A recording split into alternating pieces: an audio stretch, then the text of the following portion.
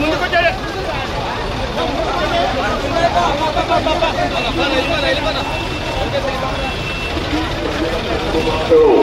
ప్రజల గారికి అన్యాయం చేస్తే ఈ ఊళ్ళోనే నీకు పుట్టుకతో ఈ విషయం మీరు గుర్తుపెట్టుకోండి. తెలుగుదేశం పార్టీ లేకుండా చేస్తారంట. వీళ్ళని పుట్టించిన దేవుడు కూడా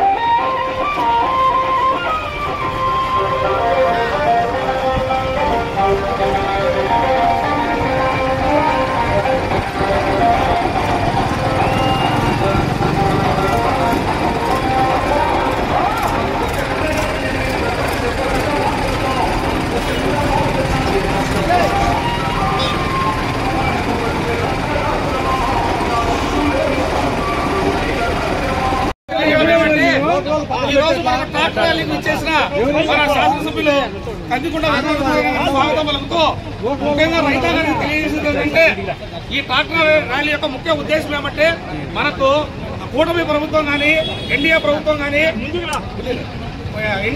కానీ మనకు ఈ జీఎస్టీ అనేది వ్యవసాయ అనుబంధ శాఖలు అన్ని కూడా ముందేంటంటే 12 నుంచి 18% వరకు ఉండేటివి. ప్రస్తుతానికి ఏంటంటే అన్ని వ్యవసాయ పనిముట్లు పరికరాలపైన మనకు రైతాంగానికి మేలు చేసే విధంగా వ్యవసాయ ఖర్చు తగ్గించడానికి కోసము మనకు ఇప్పుడు అన్ని పరికరాలపైన వ్యవసాయ శాఖ తరఫున 5% మాత్రమే జీఎస్టీ విధిస్తూ ఇది ఒక పండుగ వాతావరణంలో రైతుకు ఒక మేలు చేసే కార్యక్రమంగా భావిస్తున్నాము. ఇందులో ముఖ్యంగా ఏంటంటే మనకు పురుగు మందు కొట్టుకునే స్ప్రేయర్లు కావచ్చు, ట్రాక్టర్లు కావచ్చు, ట్రాక్టర్ వాటి టైర్లు కావచ్చు, తర్వాత ట్రాక్టర్ యొక్క పనిముట్లు కావచ్చు, తర్వాత కిసాన్ డ్రోన్స్, కొత్తగా ఇప్పుడు కిసాన్ డ్రోన్స్ ప్రవేశపెట్టారు. వీటన్నిటిపైన కూడా ఏంటంటే ప్రభుత్వము జీఎస్టీ రేట్ అనేది 250 రూపాయల నుంచి 1,50,000 వరకు కూడా తగ్గింపు అనేది ఇవ్వడం జరిగింది. కాబట్టి రైతు సోదరులందరూ కూడా ఈ విషయాన్ని గమనించగలరని ఆశిస్తున్నాను. మీరే చూస్తే కదిరి నుంచి మీకు రోడ్డు గతంలో ఎట్లుండేది ఇప్పుడు ఎట్లుందో ఒక్కసారి ఎంపీగుంట మండలం గాలపేట మండలం చేసుకోమంటున్నాం. 3 ఏళ్ల పాటు మీ నడ్డీరు చేసినారు, 3 ఏళ్ల పాటు మీ ముట్టిరు చేసినారు, 3 ఏళ్ల పాటు మీ 4 ఏళ్ల పంట పెద్దలు చెప్తానని ఇక్కడ 3 కాదు 4 ఎందుకంటే వయసు పెరిగింది కానీ లెక్కలు బాగుంటారు వాళ్ళు. ఇంకా 4 ఏళ్ల పాటు మీ సైకిల్ మోటార్ల టైర్లు పోయినాయి, 4 ఏళ్ల పాటు మీ షాకప్ గార్డెన్లు పోయినాయి, మీ కార్ల సస్పెన్షన్ పోయింది. మీరు ఎవరైనా ప్రసవానికి తీసుకోవాలంటే బస్సు కావాలంటే ఇబ్బంది పడేటువంటి పరిస్థితి, బస్సు ఎక్కితే బూతులు తీసుకునేటువంటి పరిస్థితి, ఎప్పుడు కూడా సుఖమైనటువంటి ప్రయాణం లేదు. ఈ రోజు ఎనిపికుంట గాండ్లపేట మండల వాసులకి ఈ ప్రభుత్వం వచ్చిన వెంటనే మామూలుగా చచ్చిపోయే స్వర్గం లేని వాళ్ళనుకున్న వాళ్ళకి స్వర్గం మీద ఇక్కడ వెళ్తుంటుంది. ఈ రోజు పోయినప్పుడల్లా స్వర్గం ముందు అనిపిస్తూ ఉంటుంది. వాస్తవం అది చంద్రబాబు నాయుడు గారి సమర్థత. 4 సంవత్సరాలు ఈ 2 మండల వాసుల ప్రజలు పడిండేటితే రాయచూటి వాళ్ళు పడిండే ఇబ్బందులు జగన్మోహన్ రెడ్డి అసమర్థతకు ఉదాహరణ అని చెప్పేసి కూడా ఈ సందర్భంగా తెలియజేస్తున్నాం. ఇప్పుడే చెప్తున్నాం, అంద్రి నీవా ద్వారా మళ్లీ దాదాపు ఈ నియోజకవర్గంలో 300 కోట్ల రూపాయలకు డబ్బులు ఖర్చు పెట్టాం. మొన్ననే 2,700 కోట్ల రూపాయలు డబ్బులు పెట్టి కుప్పం దాకా నీళ్లు ఇస్తున్నామంటే కదిరికి నీళ్లు ఎగ్గొట్ల. మీరు మెయిన్ బ్రాంచ్ కెనాల్లో ఏదైతే తలుపుల మీద వచ్చేటువంటి నీళ్లు ఇప్పుడు అన్ని చెరువులకు నీళ్లు ఇస్తున్నాం. మీ ధనియాని చెరువుకు కూడా నీళ్లు ఇస్తున్నాం. ఈ సీజన్లో ధనియాని చెరువు కూడా కృష్ణా నది జలాలతో నింపుతున్నాం ఈ నెలలోనే అని చెప్పి సందర్భంగా తెలియజేస్తున్నాం. ఇన్ని రకాలుగా మంచి చేసేటువంటి సమర్థవంతమైనటువంటి నాయకత్వం చంద్రబాబు నాయుడు రూపేనుంటే మనము చదువుండే కాలువల్లో మీరు ఒకసారి ఆలోచన చేసుకోండి. ఈ కాలువల్లో మీద కూడా గతంలో చంద్రబాబు నాయుడు గారు ముఖ్యమంత్రిగా ఉన్నప్పుడు కూటమి ప్రభుత్వం అధికారంలో ఉన్నప్పుడే గడిచిన 5 ఏళ్లలో కాలువల్లో నీళ్లు ఇచ్చి అన్ని ఇచ్చినా కూడా ఎలక్షన్లప్పుడు వచ్చేసి 3 ఇంచులు 3 నిమిషాల పైకి లేపేసి ఫోటోలు అయిపోతానే దించేసి చుక్క నీళ్లు కూడా ఆ కాలంలో ఇవ్వలేనటువంటి పరిస్థితి, దరిద్రమైనటువంటి పరిస్థితి గత ప్రభుత్వాన్ని.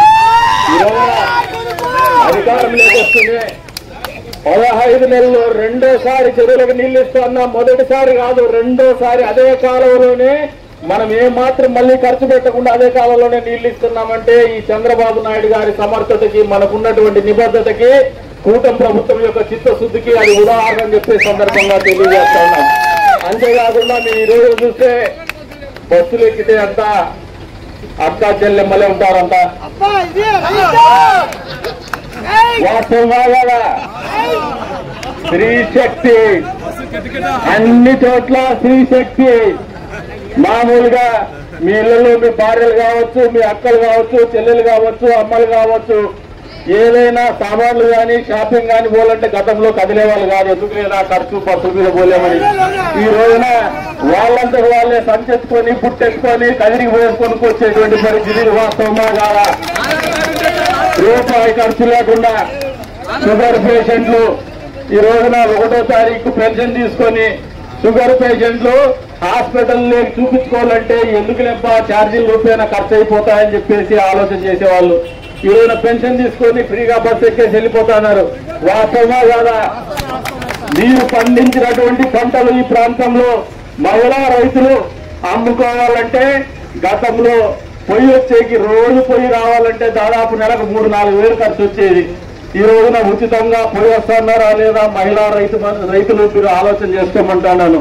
అంటే దాదాపు నెలకు 3,000 రూపాయలు డబ్బులు ఆదా అవుతున్నాయి ఒక్కొక్క మహిళా రైతుకు అని చెప్పేసి కూడా ఈ సందర్భంగా తెలియజేస్తున్నాను. ఇంత మంచి చేస్తా అంటే కూడా కళ్ళు కనపల్లే వైఎస్ఆర్సీపీ పార్టీ వాళ్ళకి ఇప్పటికి కూడా ఏదో మేనిఫెస్టో అంటాడు, లేదంటే సూపర్ 6 అమలు చేయలేదంటాడు. ఊర్లేకి పోరా అంటే ఊర్లేకి రాడు. వాళ్ళకి పోయి సైకిల్ చేయమంటాడు, ఈయనేమో బెంగళూరులో పండుకుంటాడు. అంటే ఆయన మీద ఆయనకే నమ్మకం లేదు. పిచ్చోళ్ళు పాపం వైఎస్ఆర్సీపీ పార్టీ కార్యకర్తలు, నాయకులు, ఇటువంటి నాయకులు ముంచేసినాడు. ఈ 11 సీట్లకు పరిమితం చేసినా ఇప్పటికి కూడా అబద్ధాలు చెప్పడం మానలా, ప్రజల్ని మోసం చేయాలని ఆలోచనతో ఉండడం మానలా. ఇప్పటికి కూడా నేను గతంలో తప్పులు చేసినాను, నేను మారుతా అని చెప్పడు. మళ్ళీ డిజిటల్ బుక్ నేను ఇంకోటి చేస్తా అంటాడు. ఎన్ని బుక్కులు చేస్తాడో నాయన, నీకు చూడని బుక్ ఎందుకు, నీకు 5 ఏళ్ళు మీకు వేయినా మేము చేసినంతా చేసుకున్నాం, అంతకంటే నువ్వు ఒక్క కూడా చేయలేవని చెప్పేసి చెప్తున్నాం. నీకు ఎవరు వెరిసేవాళ్ళు లేడు, భయపడేవాడు ఎవరు లేరు. ఎవరినైనా భయపెట్టాలనుకుంటే ఊతిక్కొని ఆ స్వామి అని చెప్పే సందర్భంగా తెలియజేస్తున్నాం. అంతేకాకుండా రైతాంగానికి అన్నదాత సుఖీభావ పేరు మీద కేంద్ర ప్రభుత్వం 2,000 ఇస్తే రాష్ట్ర ప్రభుత్వం 5,000 ఇచ్చి 7,000 రూపాయలు మీరు అడక్క ముందే మీ అకౌంట్ లో డబ్బులు జమ చేసినటువంటి పరిస్థితులు వాస్తవంగా ఒక్కసారి ఆలోచన చేసుకోమంటున్నాను. ఇన్ని రకాలుగా మళ్ళీ మీకు అందరు కూడా ఒకటే చెప్తున్నాం. ఇంతేకాదు వచ్చే రోజుల్లో స్త్రీ శక్తి పథకం కింద ఈ రోజున డ్వాక్రా మహిళా గ్రూపులో ఉన్నటువంటి సభ్యురాలుగా ఉన్నటువంటి మహిళలకి వాళ్ళ పిల్లల చదువు కోసం కావచ్చు, లేదంటే వాళ్ళ ఇళ్లలో ఉన్నటువంటి బిడ్డల పెళ్లిళ్ల కోసం కావచ్చు, 10,000 నుంచి 1,00,000 రూపాయల వరకు కేవలం పాదావతికి డబ్బులు ఇచ్చేటువంటి పథకాన్ని ప్రారంభించింది చంద్రబాబు నాయుడు గారి ప్రభుత్వం, కూటమి ప్రభుత్వం అని చెప్పే సందర్భంగా తెలియజేస్తా ఉన్నా. అక్కడ నుంచి మొదలు పెడితే మళ్ళీ ఒకసారి మా చెల్లెమ్మలు అడుగుతాను, స్త్రీ శక్తి పథకం పేరు మీద దీపం పథకం కింద గతంలో మీ గ్యాస్ స్టవ్లు ఇచ్చిండేది, గ్యాస్ కనెక్షన్లు ఇచ్చిండేది చంద్రబాబు నాయుడు గారే. మళ్ళీ ఈ రోజున మీరు పడుతున్నటువంటి గ్యాస్ బండ రేటు పెరిగినటువంటి పరిస్థితుల్లో ఆర్థిక భారం మీ మీద పడకూడదని 3 ఉచితంగా సిలిండర్లు ఇస్తాండేది చంద్రబాబు నాయుడు గారు, కూటమి ప్రభుత్వం అనే సందర్భంగా తెలియజేస్తా ఉన్నాం. అంతేకాకుండా మెగా డిఎస్సీ పేరు మీద 16,000 చిల్లర ఉద్యోగాలు కల్పన చేయడమే కాదు, వివిధ రంగాల్లో పోలీస్ శాఖలో రిక్రూట్మెంట్ చేస్తున్నారు. ప్రైవేట్ సెక్టార్ లో జాబులు ఇచ్చిన మొత్తం 15 నెలల కాలంలో 4,75,000 ఉద్యోగ కల్పన చేసినటువంటి ఘనత ఈ ప్రభుత్వానికి దక్కుతుంది, మంచి ప్రభుత్వానికి, కూటమి ప్రభుత్వానికి దక్కుతుందని సందర్భంగా తెలియజేస్తున్నాం. గత ప్రభుత్వంలో ఎప్పుడైనా జాబ్ క్యాలెండర్ అమలైందా ఒక్కసారి ఆలోచన చేసుకోమంటా చదువుకున్నటువంటి నిరుద్యోగ యువతి యువకుల్ని. ఒక్కటంటే ఒకటి జనవరి 1వ తారీఖున జాబ్ క్యాలెండర్ అమలు చేయాల అబద్ధాలు చెప్పేసి వాళ్ళ నిరుద్యోగ యువతను మోసం చేస్తే కసిగా కష్టపడి చదువుకున్నటువంటి నిరుద్యోగ యువతి యువకులు జగన్మోహన్ రెడ్డిని బంగాళాఖాతంలో కలపాలనే ఒక పట్టుదలతోనే 11 సీట్లకు పరిమితం చేసినారు. ఉపాధ్యాయ ఉద్యోగాలు మేము కల్పిస్తే 16,000 చిల్లర ఉద్యోగాలు మీరు పనిలో ఉన్నటువంటి ఒక్కరికి కూడా ఉపాధ్యాయ ఉద్యోగం ఇవ్వకుండా పని చేస్తున్నటువంటి ఉపాధ్యాయుల్ని వాళ్ళ అధ్యాపక వృత్తిని వదిలేసి పోయేసి బ్రాండీ షాపుల దగ్గర క్యూ లైన్లు మెయింటైన్ చేసే పరిస్థితి కల్పించినారు. ఉద్యోగస్తులు అలా మర్చిపోతాము. పోలీసు వాళ్ళ జీతాలు కాకుండా వాళ్ళ డబ్బులు కూడా కొట్టేశారు పాపం పోలీసులకు తెలుసది. వాళ్ళ డబ్బులు లేవు. మళ్ళీ ఉపాధ్యాయుల్ని ఏదైనా పిల్లలకు పాఠాలు చెప్తారు, విద్యాబుద్ధులు చెప్తారంటే బాత్రూములు కడిగించినాడు. వాస్తవమా కాదా? మర్చిపోతండి. లాస్ట్ ఉద్యోగస్తులు పోలీసు వాళ్ళు కావచ్చు, ప్రభుత్వ ఉద్యోగులు కావచ్చు, ఒకసారి ఆలోచన చేసుకోండి. 1వ తారీఖు పెన్షన్లు అంత టెన్షన్ గా ఇస్తా ఉన్నాము, మీ జీతాలు కూడా అంతే టెన్షన్ గా ఇస్తా ఉన్నాం. గతంలో 5 ఏళ్ల పాటు ప్రభుత్వ ఉద్యోగులకి జీతాలు 1వ తారీఖున వచ్చేది కాదు. మీ సిబిల్ స్కోర్ సంఖ్య ఆగిపోయింది. మీరు ఎక్కడైనా రుణాలు పెట్టుకోవాలంటే కూడా మీ సిబిల్ స్కోర్ లేక రుణాలు కూడా ఇచ్చేటువంటి పరిస్థితి ఉండేది కాదు బ్యాంకుల్లో. ఇది జగన్మోహన్ రెడ్డి అసమర్థ పాలన, ఇది చంద్రబాబు నాయుడు గారి సమర్థత పాలన అని చెప్పేసి ఈ సందర్భంగా తెలియజేటువంటి కార్యక్రమాన్ని ఇది సూపర్ జిఎస్టీ ఒక గేమ్ చేంజర్. మీరందరూ ఆలోచన చేయాలి. నాయకులు కానీ ప్రజానికం కానీ అర్థం చేసుకోండి. నిత్యావసర వస్తువుల ధరలు తగ్గినాయి. ఆ తగ్గినటువంటి ధరల్ని ఆ దుకాణదారుడు కావచ్చు, లేదంటే ఈ ట్రాక్టర్ షోరూముల వాళ్ళు కావచ్చు, ఎవరైతే డ్రోన్లు అమ్మేటువంటి వాళ్ళు కావచ్చు, ఎవరైతే కొంటున్నారో ఆ వినియోగదారుడికి అందజేసేటువంటి బాధ్యత వారి మీద ఉంది. వాళ్ళు అందించే రకంగా పని చేయించాల్సినటువంటి బాధ్యత మనందరి మీద ఉందనేది వాస్తవాన్ని మీరు మర్చిపోద్దని చెప్పే సందర్భంగా తెలియజేస్తా ఉన్నాను.